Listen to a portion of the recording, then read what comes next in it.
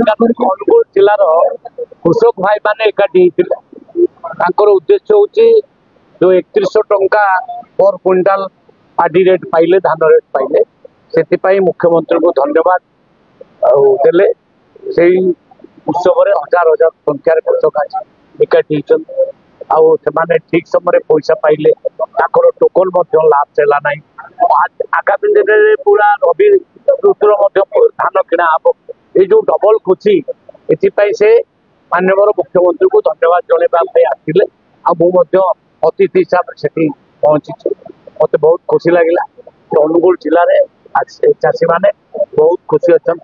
आगामी दिन में आहरी अधिक चाष से देखो कृषक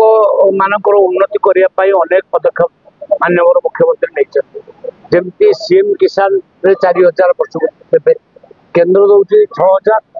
आ राज्य देव 4000 एमती कर वर्ष को 10,000 आकाउंट को आसो ये गोटे लाभ द्वितीय 15 लाख हेक्टर जमी को जलसेचन यही वर्ष करा टार्गेट दिया माननीय मुख्यमंत्री तो जलसेचन को बढ़ा शीतल भंडार करा प्रत्येक